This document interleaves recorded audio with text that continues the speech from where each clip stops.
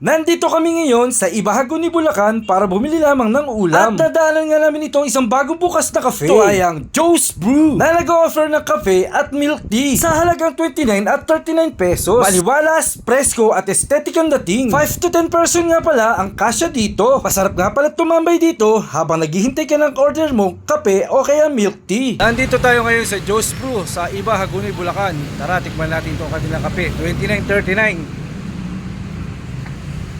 Ate, good afternoon. Good afternoon po. Okay, ate. Ate, ano yung best seller dyan? Ang mga frap po, sir, din ang coffee base po. 29. May Oh. mga coffee din po kami, ice americano, cappuccino, white chocolate. 29.39 ang presyo natin. Sa frap, ano po ang best seller ninyo? Matcha po. Matcha. Okay. Choco kisses, din yung strawberry po na cream base, taro, vanilla, avocado.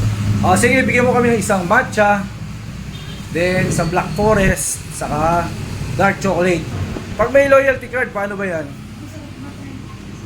Yun. Kada purchase nyo po, sir, makakakuha po kayo ng stamp din.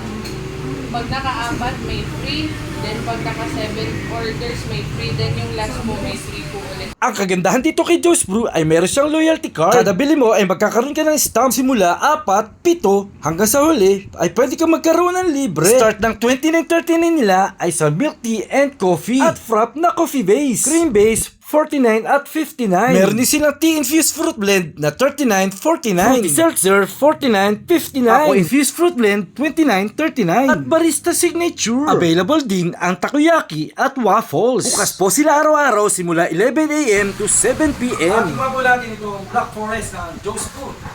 Ito po ay 39 pesos. Laki ito, 39 pesos lang. Tingnan po natin.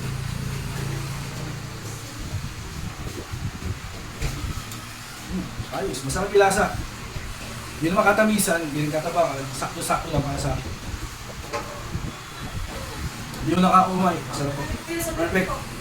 Tambay po kayo dito sa Joe's Brew. Dito po kami sa Unit C, BJY Building. Dito po kami sa Sitio Crossing, malapit sa Flying V. Salamat po. Salamat po. See you. Thank you. And guys, salamat.